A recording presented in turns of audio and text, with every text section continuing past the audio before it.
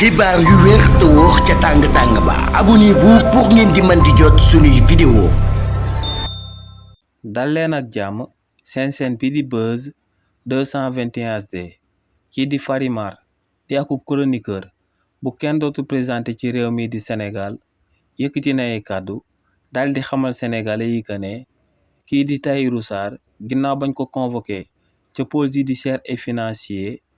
lu mu joxe woon garantie comme caution te mu doonoon akub terrain bu toll ci 800 000 hectares ne terrain boobee buñ ko defoon ay pàcc daal di koy def ay kër ne kon locataire yu nekk ci réewu Sénégal yépp mën nañ ci daal di dund ba këri terrain boobee daal di des si li ni mel kii di Fary Mar ne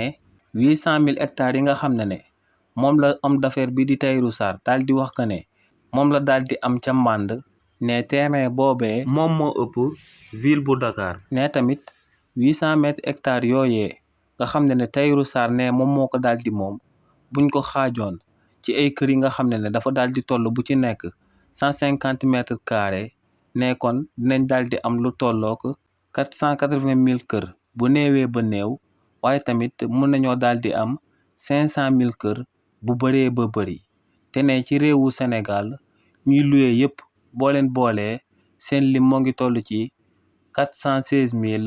900 locataires donc ne lu leer ba am moom mooy que ne 800 000 hectares yooyee Tahirou Sarr daal di moom foofee ca Ndane buñ ko xaajoon ne kon ñëpp ñuy luye kër ci réewu Sénégal nañ fa daal di dëkk